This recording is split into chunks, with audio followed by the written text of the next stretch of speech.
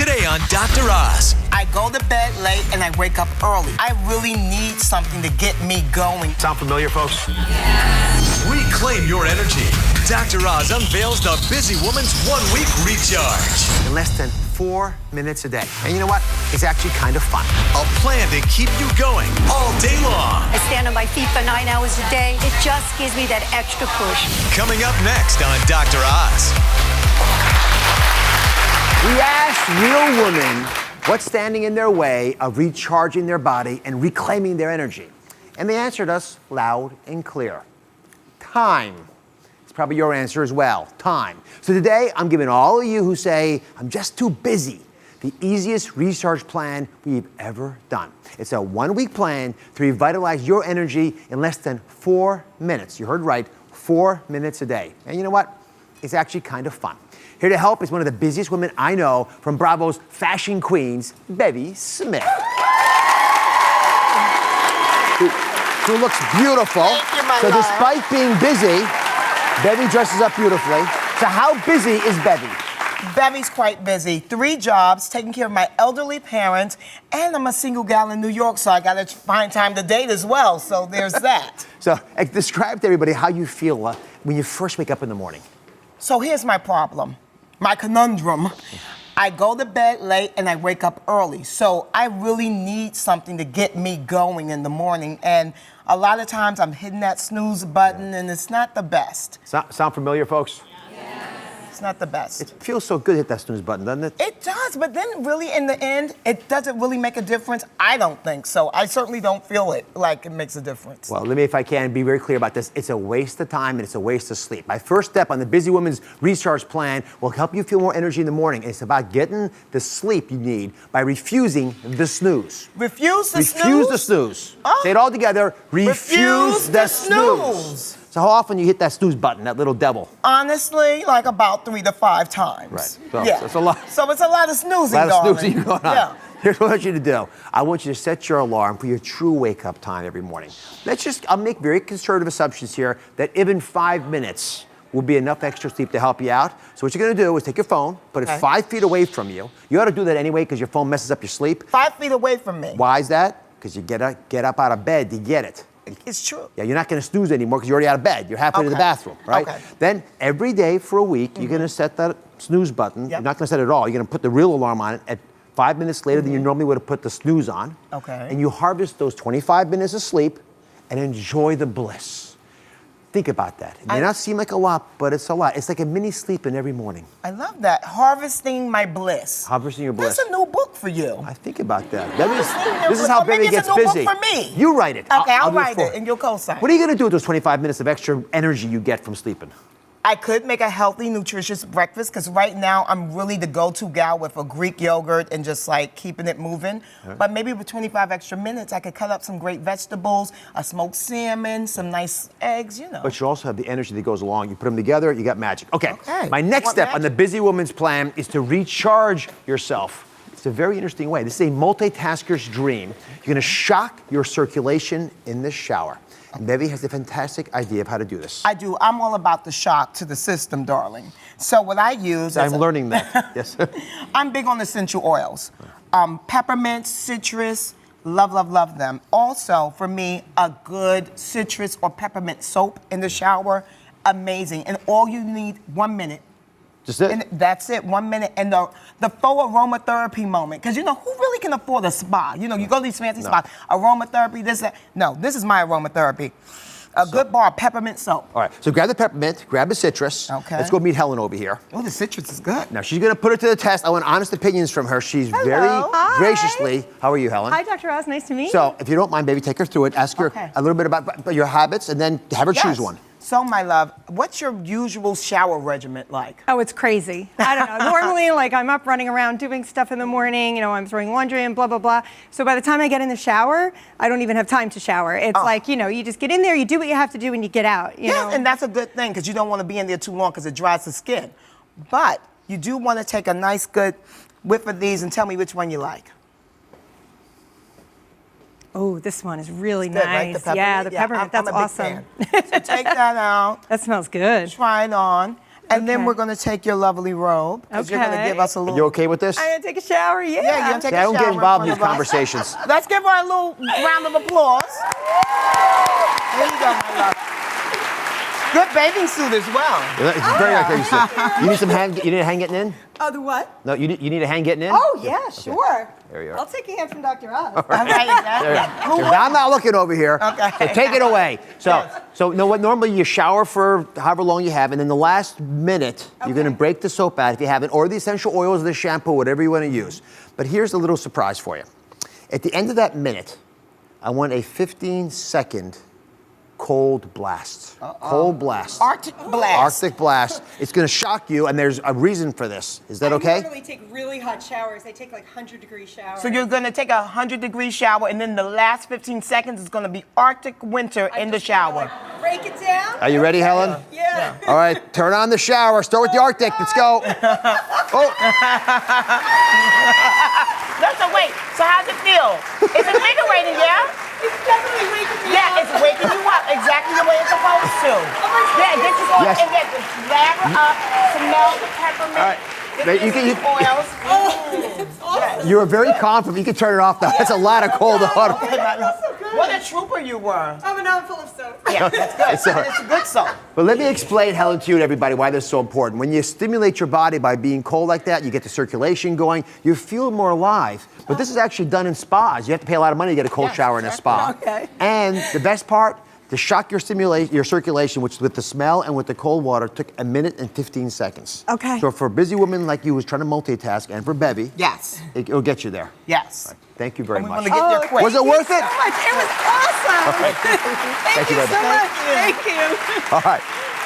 So, you want to join us? You can. No. All right. You probably dry off. All right. My next step on the Busy Woman's Recharge Plan is to mega size your magnesium in your lunch. So give me a typical lunch you might have, as busy Okay, as so you are. a good lunch, like the top of the year when you've made the resolutions, is show salad. off. The show off lunch. The show-off lunch is the salad. Is that what you really have? The bad girl lunch by March is a burger. But right now, right. you know, top of the year is a salad. So what I want you to do is get a bit more magnesium. Okay. Easy to get. You can get it from almonds. You can get it from almonds. beans. You can get it from spinach. There are lots of good sources from it. Whatever you happen to have in your house, just throw it on that salad / burger Right, that exactly. you have. And you know the reason that magnesium works, it helps all the enzymes work a little more efficiently. Your body needs it anyway, and you can get it effortlessly. But don't take it as a pill. Just take it in your food. It'll get what you need. These are some of the highest sources of magnesium. It's one of the main reasons women are drained. They have no energy. So you add magnesium to your meal. You know, it takes about 30 seconds to do. So even for the busy woman, it makes sense.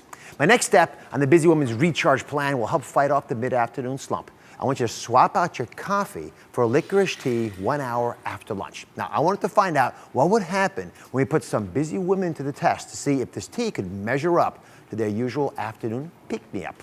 Take a look. It's always busy at Hair Essentials, and by mid-afternoon, the stylists need a pick-me-up. So, our team swapped out these ladies' mid-afternoon coffees for delicious, nutritious licorice tea. Some of the more serious caffeine addicts were a little hesitant to make the switch. Every day, I drink at least 3 cups of coffee. If I don't get one, I get a headache, irritable. I stand on my feet for 9 hours a day, and it just gives me that extra push. I don't know if I can really give up this coffee. I need it all the time. But many ended up being pleasantly surprised. That's really delicious. I do feel as if I were drinking a cup of coffee, and it actually tastes a lot better, no aftertaste. Definitely gives me a little bit more energy than coffee. I feel less stinky breath. Recharged, energized, alert. Love my coffee, but this might be able to work. Krista is here, a little reluctant at first. So how did that licorice tea compare to your coffee? By the way, Baby, give that a taste, because I know you haven't had this yet. Yeah. Well, I have to say, let me start by saying I really, really love my coffee.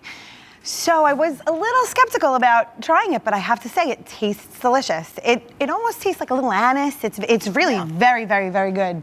And gave me a lot of energy, to be honest. It did? It did. I was afraid that it wouldn't. But How's it taste, I Baby? just tried it, Krista, and I agree with you. It's really good. I mean, it might be the 90-year-old grandma in me, but I kind of love the taste of licorice anyway. So this was really lovely, and you don't need any kind of sweetener. No, that was what Isn't was that- great about yeah, it. that's a real what we big loved bonus. about it. You know, candy licorice doesn't have what we're talking about. We're talking about real licorice tea here. It improves your energy by helping your adrenal glands, those glands that give you the hormones you need for energetic responses to stress, keep them busy throughout the afternoon. So you take your licorice tea, it'll help stabilize that, and you'll fight off the energy crash in a good way. Yeah. Coffee doesn't do that. Coffee just puts it all forward at once. This will gently take you where you need Kind of to. gives you the jitters, and then like you just Right. crash. Gone. This won't do that for you. The only bad thing about not having coffee is not being able to say coffee the way you do, Yes. Chris. Because it's genius. A little embarrassing. Yeah, no, it's, I love it. Let me give you the last step. This is a physical step. In a busy woman's recharge plan, you got to stay active, so have a seat if you don't mind.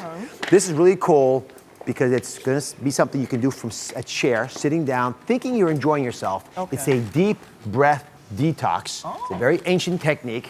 Are you ready? Just ready? So what you're going to do, you're going to lift your legs up into the air, okay? Then put your hand on the table and spin to the right. Now, take a deep breath in, exhale, and go to the left. Inhale, spin to the right, hold your breath, exhale. You can do this for about 30 seconds, going back and forth. It loosens the muscles in your back, stimulates your kidneys as you keep your legs up, which means your belly's getting strong. In Chinese medicine, they do this stuff all the time. And they argue that it boosts your energy because you're massaging your body in just the right way. It kind of reminds me of the dance, the twist. Yes. Or the Watusi. Oh, the Watusi is even better. Exactly, Yes. you know what I mean? Okay, from there. So we can dance while doing it as well. You can do all kinds of things. Listen, the beautiful thing about this is if a busy woman has hard things to do that take a lot of time, you're not going to do it. You guys feel pretty energized now? I do feel very energized. Let's take a jog. A jog? By the reservoir. All right, we're going to take a jog, but I'm going to come through on one promise. I promise you guys it would take less than 4 minutes. I just gave you tips that take 3 minutes and 15 seconds, which will recharge the busy woman. And you know what? For that little bit of time, it's worth the investment. Definitely. You happy? I am. I'm Baby, absolutely I've happy. thoroughly enjoyed having you on the show. Listen, Baby's got a fantastic show. You can catch her on Fashion Queens. It's Sundays at 11:30 on Bravo. We'll be right back.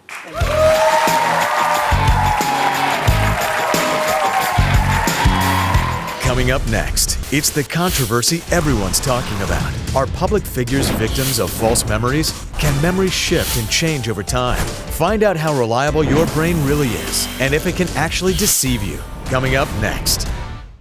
Are you gambling with your safety when you shop online? You may be being sold products that have been recalled by manufacturers. Is it putting your family in danger? Oz investigates recall roulette. That's coming up tomorrow.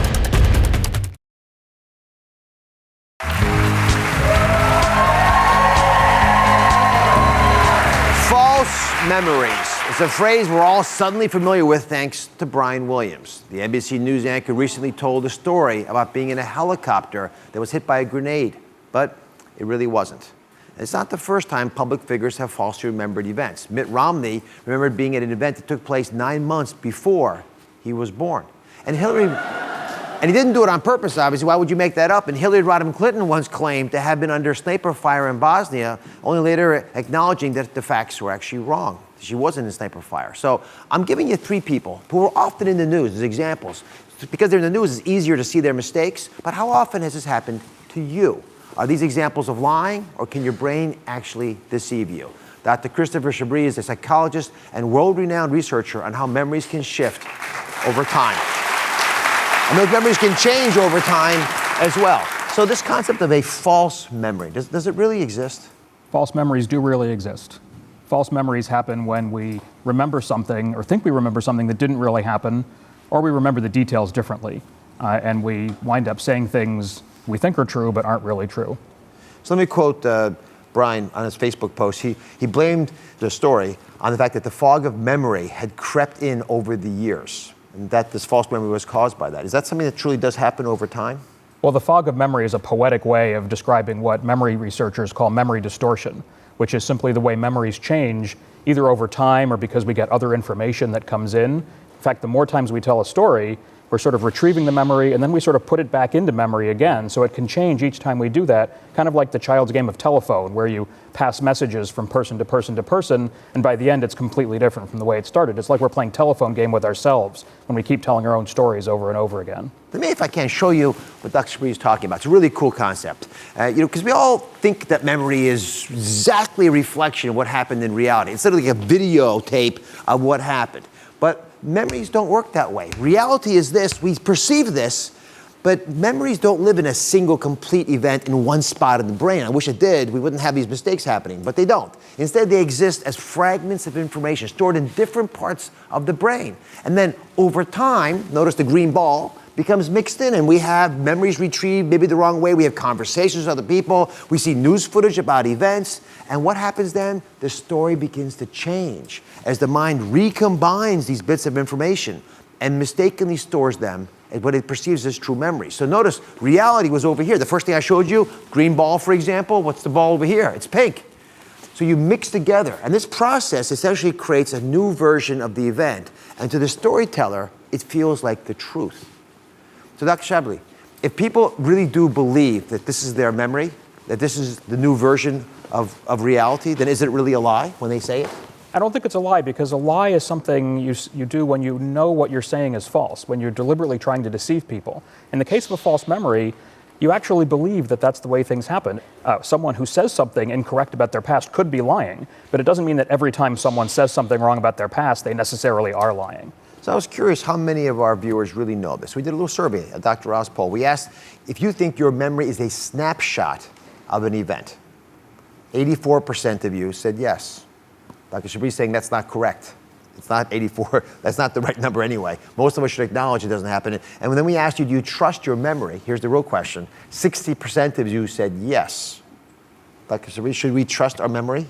Well, these results in your poll are quite consistent with research we've done. We found that 2/3 of people think that memory works like a video camera, accurately recording the events so you can just play them back later. Yeah. And it doesn't work that way. So people trust memory more than they should. We shouldn't completely distrust memory. There's a lot of value in memory, but we should be less trusting of it. And we should really try to corroborate our memories by looking at all the archives that sort of the world is keeping on us nowadays. You've got your old emails, you've got the old mails you sent, your calendar program, your Facebook timeline, your tweets. There's actually a lot of information that other people who were there. We can try to verify our own memories before we sort of go and tell important stories that might be wrong in important ways. So to prove this point, you gave us an idea for a little experiment, which we did. We're going to mimic what happens in our brain. And here's the theory. Now, Dr. Chablis told a story about me to one person in the audience. Just told one person. You're all part of this. And then we basically played telephone, the same way you described telephone that we play in our brain to store memories. We wanted to see how much the story changed, if at all. So Tina, you're the last person to hear this story. And I'm just curious what you actually remembered about the story. Well, from what I remember of the story is that you had a devastating, I got devastating news that you were on this trip. You went on a cruise, and what happened was when you were on a cruise, you fell in a hole, but now you're fine. You're here to have the show, and everything is okay. That's what I heard. You all heard the story that as it finally got expressed to Tina, and I'm just going to be, because I don't know what the story was, please share it with us, Dr. Chablis. So I have the story written on a card that we started out with, and what the first person was told was, on Dr. Oz's last vacation, he went to Turkey and took a boat ride, and the boat sprung a leak and started taking on water, and they thought the boat would sink. But the Coast Guard rescued them, and they put on life vests, and from the deck of the Coast Guard ship, they saw the boat they were on stranded in the water, and then they went back to shore. That's really different. Well, Tina, are you lying to me? That's what I heard. I'm sorry. Did you hear any part of that in the story that got to you? I did not hear that at all. It's amazing. It's interesting. It is kind of vaguely similar. Something bad happened. Yes. There was maybe a hole involved that the water came into the boat through, and you're okay. We know that, right? But everything else, we have evidence that you're okay, but everything else sort of seems to have been added in there, taken out, changed. This could be a memory that you had from a long time ago, could have behaved in somewhat a similar way to that. So let's learn from this experience. Here's what you want to do to make sure you don't misremember or have a false memory and thus open yourself up to criticism. So first off, you're going to trust but verify. So check all the things you can. You mentioned actually a bunch of them: social media, your calendar, all that makes a difference. And then corroborate it, collaborate it, because we have much worse recollection of specific facts than we would ever admit publicly. Thank you very much. Love the insights. We'll be right back. Coming up, you love pasta, but are the carbs tipping your scale? We're noodling around with some healthier alternatives that are delicious and easy to make. Recipes the whole family will love. New types of high-protein pastas not made from flour. Next.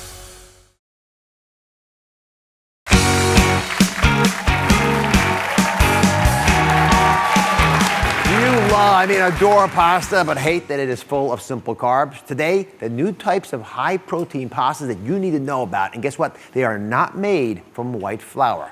And the even better part, they're delicious and they're really easy to make.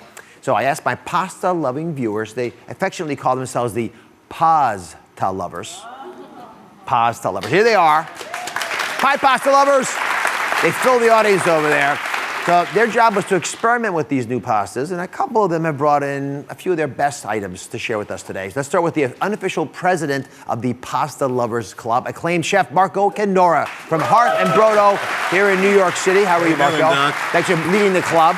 Yep. So you experiment with all kinds of alternative pastas. What did you pick for us today? I picked kamut. It's an ancient grain of wheat.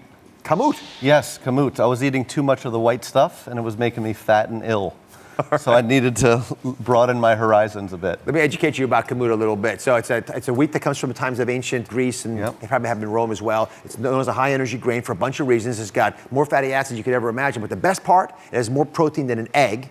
So for folks who want to lose weight, you got to get protein in your diet. It'll take you there. And by the way, all these pastas are available in stores around the country. Grocery stores, are everywhere. So what kinds of kamut specialties do you like? Well, I like to pair it with porcini mushrooms or meat because it's very, something savory to go with it. It's really sweet and aromatic, kind of buttery. And I think it really works well with the vegetal spinach in there too. You're right, it is very buttery. I wouldn't have thought that. Yeah. Rich. It's much richer than white pasta. And you cook it the same way? I do. Yeah, you treat it just like regular pasta, but you want to be sure not to throw away that water. A lot of people drain their pasta and the water goes down the drain, and you want to keep that starchy water because it helps you make a sauce that clings to the pasta well. Make the sauce with that. Exactly. I like this. Yeah. All right, thank you, Reg. We'll be back in a second because he's going to judge some of the food. The next protein pasta I asked everybody in this audience about I did a little quiz for you. I had you all, you probably remember this, actually tell me what you thought it was. There's a secret ingredient in this pasta, and I have it all here in this little cooking bowl. Are you ready? Here's what you guys thought it was. Some thought it was cauliflower, close. Some thought it was quinoa. That's the default question is quinoa. Cardboard. Someone said it tasted like cardboard. Thank you very much. All right. That's an oatmeal. Well, it turns out the secret ingredient, my friends, is chickpeas. You didn't know, did you? I got you. Twice the protein than regular white flour pasta, 3 times the fiber. That'll keep your blood sugar from spiking. It's gluten-free, of course. To me, it tastes like hummus in a noodle. Don't you think? A little bit of that richness. It wasn't quite as buttery as kamut over there. And pasta lover April joined us. This is her way to make it. So here's your chickpea pasta box. Hello. How are you? Good, how are you? So what did you make for us? Okay, so today I made the chickpea pasta. I really wanted the chickpea taste to shine through, so I used a lot of olive oil and sauteed garlic and roasted red peppers, artichoke hearts, and broccoli. Yeah. And I call it my Mediterranean mix-up. Yes, and is my description, you think, accurate? Hummus in a noodle? Yes, it's actually delicious. My family loves it. Yeah. Compared to regular pasta, they love it. And now one thing, just again, the kamut, you really have a tough time telling that it's pasta. This you can tell that it came from chickpeas, but you might like that, might be a positive thing. Little bit of a different consistency. Yep. Nice. Yes. You cook it the same way? Yes, a little bit shorter than regular pasta, but that's good. It cooks up fast. Al dente? Al dente, yes. Okay. The next protein pasta I asked my pasta lovers to get for us is actually black bean pastas, but I wanted them to post their favorite ones online before they came into the studio. So here are a couple examples. There's chicken cacciatore, there's an Asian veggie, and there's a tomato shrimp. They all look delectable, don't they? Now remember, black bean pasta's got a ton of protein, most protein of any of the other ones I'm showing you today, 25 grams a serving. So you can get all the protein you need for that part of your day. It's also a good source of iron, it's gluten-free, all that good stuff. Mario and April, Marco, come over. The rest of the pasta lovers were involved in this process. We all voted together, and Allison had our favorite dish. Good old black bean, nicely done, nicely done. Good old black bean spaghetti and meatballs. Yeah. I would not have thought about this as an option, so describe how you made it.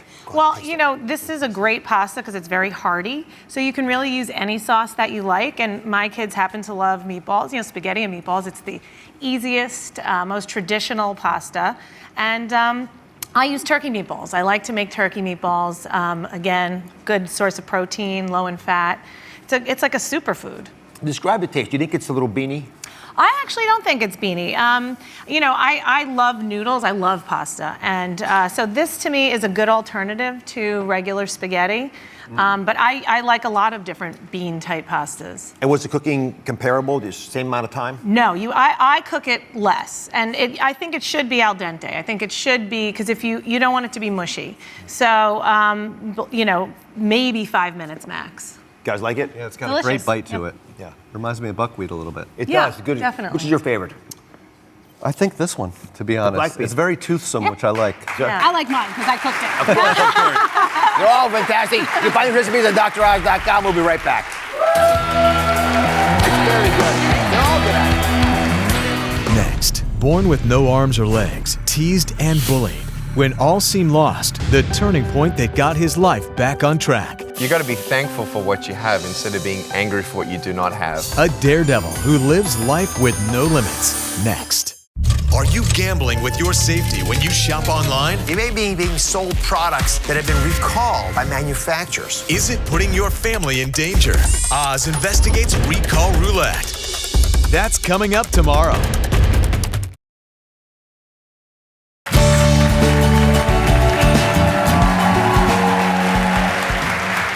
Nick Vujicic is a man who lives life without limits. I met him at a conference in California and was immediately inspired, you will be too, by his message, which is to dream big and never give up. Nick Vujicic was born with tetra amelia syndrome, leaving him no legs or arms.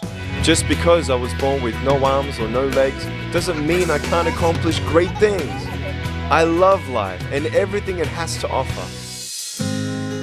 Raised in Melbourne, Australia, Nick's parents tried to keep his life as normal as possible. They sent him to a mainstream school, but he was teased and bullied. And at age 10, Nick attempted suicide. Guilt-stricken and remorseful, the love of his family pulled him through. That was the turning point. To get his life back on track, Nick turned to God, restoring his faith and setting him on his true path. All my life, I've purposed to dream big. Nick began public speaking, telling his story and urging others to overcome adversity and find gratitude. When people try to tell me that I can't, my only response is, why not? Now, Nick travels the world, inspiring others with the story of his strength. And he continues to test and push his limits. Nick's message is hard-won, but simple. Love yourself, dream big, and never, ever give up. I'm honored to welcome Nick to the show. You exude such positive energy. I sensed it when we first met. You know, you just do things that are amazing, and yet there was a time in your life when you were very sad. How do you go from a little younger boy, I should say, who thought about suicide to the beacon of energy and hope you are now? Thanks to my parents who really gave me a foundation of value and really an attitude of gratitude. You got to be thankful for what you have instead of being angry for what you do not have. And everything else is going to fall into place. Makes you appreciate what you have. Yeah. I watched footage of you skydiving, which I would never do in a million years. My knees were shaking. I would be shaking too. Look at that. Would you imagine doing this? Come on now. Yeah. I'd be worried about losing the limbs I have. Yeah.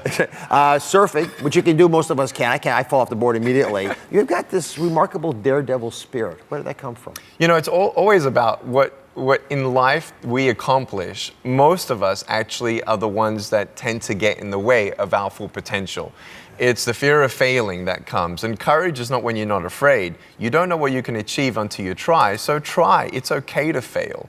And I definitely didn't want the disability, that's the greatest disability of all, fear, to hold me back into living a life without limits. So beautifully stated. You're going to scare us with your passion. And you do. You spent a good part of your life not knowing if you'd find your soulmate. Yes. But you did find her. Kanai has changed your life. She has. She's talked amazing. Talked about a lot in the book. What is it about that relationship that's so special? How has it changed you? You know, I was really scared that I'd be alone. I think the fear of being alone is the worst. Valentine's Day, all, those questions. Am I going to find the one? I can't even hold her hand. I won't be able to dance with my bride on our wedding night. She is a rock star. She's amazing. How she looks after our baby Kiyoshi. He's 2 years old. He's already my height. And he's a dad. Nick's a dad. And you know what? First publicly announced, we're pregnant with the second one as well. You are? Yeah, we are. Congratulations. That is wonderful. How do I shake your hand, or do I hug you? You give me a hug. I'm a hugging machine. Thank you. Thank you very much. Oh, they're little miracles. That is wonderful. So I'm sorry she couldn't be here. She sends her regards. But I always had fear about, well, I can't even be a father. How am I going to hold my kids when they're crying? And, I saw everyone interact with Kiyoshi. And I thought, I can't hug him. I can't hold him. And how many times we hug and how long we hug is not up to me. It's up to the other person. And so I thought maybe I was going to have to wait till he's 3 years old. No, at 16 months old, Daddy did this, and he came and ran into me and gave me the most beautiful hug in the world. And we want people to know that miracles can come from broken pieces. And just never give up on you, never give up on love, and know that you don't have to be a perfect person to find a perfect love. So it's poetry. And if I can, give one more word of advice to our audience. There are a lot of folks out there, you talk about broken pieces, but life doesn't always treat us the best way. Upsetting things happen, hardships, setbacks, sometimes seemingly overwhelming issues. Dr. Oz, we always have ups and downs. And I'm not a person who doesn't cry anymore. We all go through different things, but you don't know what's around the corner till you go around the corner. No. And some beautiful things. Even when you don't get your miracle, you can still be a miracle for someone else. And Kanae is my miracle. And through faith, family, and friends, I believe with the right attitude, you can overcome all things. And we met a little boy with no arms and no legs about now 7 years ago. And Daniel Martinez, 19-month-old, no arms, no legs, just like me, and a little foot. And now I'm his miracle. Of course you and so my mom hugging his mom, my dad hugging his dad. I just want everyone to know to give yourself a chance and even give those hard days. Just take one day at a time. That season will pass, and you will become stronger once you get through it. Go around the corner. Nick's newest book, Love Without Limits, a fabulous book. It's available now. We'll be right back. Thank you, sir. Nice to see you, Doc. Thank you very much. Coming up next, craving salty chips, french fries, or bacon, but trying to keep salt out of your diet? Discover twists on old favorites that will satisfy the whole family without the added sodium. Tricks to help shake your salt habit and lower your blood pressure. Next.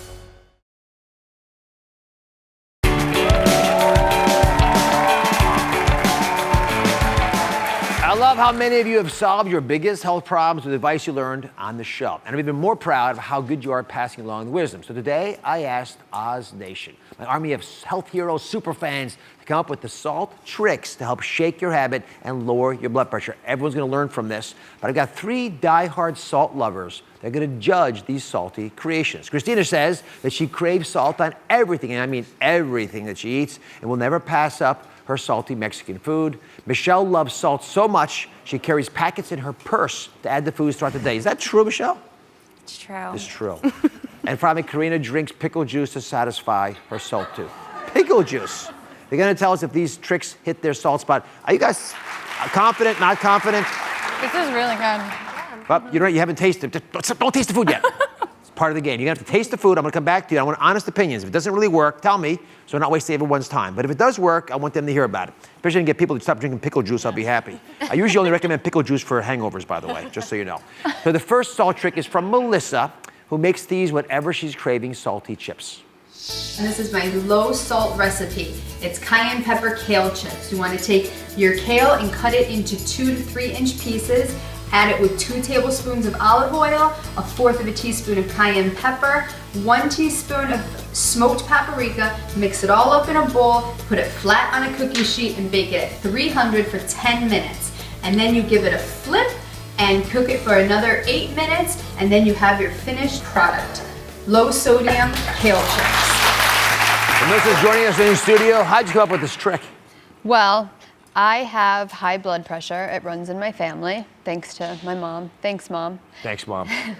And but I love potato chips. So I wanted to come up with something where I could still have something crunchy and fun. And I figure if I make it spicy enough, then it'll be just as good as something, you know, salty. How do you make them? You just put them in olive oil, smoked paprika, cayenne pepper, and just bake them at 300, flip them after 10 minutes. That's it. So 20 minutes later, you got your dish. Yep, yeah. All right. That's it. So a single serving of potato chips, which is what you otherwise would have, Yeah. has about 20 chips in it. That's what the actual number is, not the bag. It's 20 chips is a serving. That is 170 milligrams of sodium. For many of you, that's about 10% of your daily sodium allowance, and I'm sure you're eating more than 20 chips. These kale chips have a total sodium content of 22 milligrams. So, they meet my standards, but what about our salt judges? What do they think? Christina, why don't you take it away? Would these salt chips address your cravings? Everything was so good. The kale chips are so crunchy. They're no potato chip, but they're really good. Are they close enough to a potato chip to get you going? Yeah. All right, that's a resounding yes. Thank you very much. The next salt trick is from Rachel with a special technique for bacon. So this is a low sodium approach to bacon? Yes. What's the trick? Well, we are a bacon-loving family. I mean, we could down a pound like that. Oh my goodness. Yeah. So I found a way to have low sodium bacon, and it's with making it with pork belly, homemade. And my daughter, who's really health conscious, always tries to shove the turkey bacon on us. Yep. Well, the turkey bacon is very high in sodium. So we now eat pork, and we have pork belly, homemade bacon. I never thought about that, but you're absolutely right. There's a ton of salt in turkey bacon. How do you get the pork so that it works for yourself at home? I mean, most of the pork has a lot of fat in it, and you probably add salt to it as well. It's super easy. You go to your local butcher and you purchase your pork belly. You can ask the butcher to slice it right then and there, and you tell them 1/8 to 1/4 of an inch.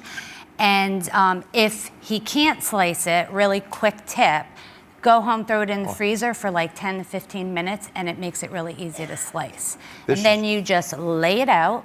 You like it. It's good, This is really good. It's good, and it has a It looks kick. good. Yeah, it does have a kick. Yeah, and you lay it out, you put your maple syrup on it, and you mix your spices, which is smoked paprika, pepper, and cayenne, and you rub that bacon down, throw it in the oven for like an hour, take it out, and just before you're ready to eat it, pop it in a frying pan, crisp it up. You know, my son Oliver loves bacon. I'm not gonna hope he doesn't watch the show. So I'm You're gonna going make to this. be making bacon. I'm gonna be making bacon, claiming that it was my idea. That's Here's the okay. deal: turkey bacon, as you pointed out, surprisingly is a salt bomb. It's got a sodium content of 164 milligrams per slice. That's a lot. 160. That's what the potato chips had that. Pork bacon, this stuff, 8 milligrams of salt, almost nothing. Michelle, what do you think about this? This is great. I'm actually shocked because I make turkey bacon thinking I'm making the healthier choice. So I'm really excited to try this at home with my husband. Hopefully he'll take to it. Would you have to take your salt pack and add extra to this? I think it could stay in my purse. Yes, this is really good. I'm serious. Thank you very much. All right, finally, we got Melissa's recipe. It's a salty twist on an old favorite. What's the old favorite? Tater tots. We love fries in my house. My boys are big potato addicts, and I became a vegan 6 years ago. So I'm always trying to, thank you, be a little more health conscious. And my older son, who is really not into the vegetable scene, I find that if I hide it in a potato, it'll work, and he'll eat it. Hide what in the potato? The broccoli. They're Oh, you broccoli. mixed the- These are tater broccoli tots. Aha. But we don't tell Diabolical. them, we don't tell them about the broccoli. And because we're Italian, if he says there's something green, I say it's basil, it's fine. And then he'll eat it. So It's it a hit? works It out. works in And the house? And they get to dip in either mustard or I use a little Greek yogurt or low sodium ketchup. And I feel good. And just giving real it to them. quick, how do you make them? You take mashed potatoes or? Actually, it's so easy. I use frozen hash browns. I saute them just for a few minutes, and then I mix them with some fresh steamed broccoli. I use garbanzo bean flour, so they're gluten-free as well. 1 egg and some seasonings, and they love them. They're really quick to make. All right, Karina, you do the judging on this thing. Tell me what you think about this, and I want to know honestly, would you use pickle juice with this? I can skip the pickle juice, but these are great. I think my kids would love them, and they'd be dipping them in everything. They're a great alternative. I would try them. It's a very smart idea. It's even smarter because I have food in my mouth. I apologize. No problem. These normally have a ton of salt. When you have tater tots, just 10 steak cut French fries, 496 milligrams of sodium. I mean, just a ton.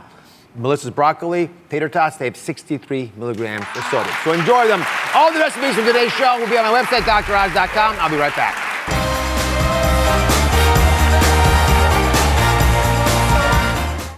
Are you gambling with your safety when you shop online?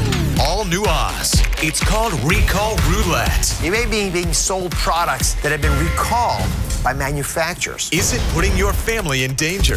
Cameras confront one of the largest online retailers. Plus, millionaire matchmaker Patty Stanger on her surprise diagnosis. What is this? I've never even heard of this before. Women get it more than men. Yeah. All new Oz. That's coming up tomorrow.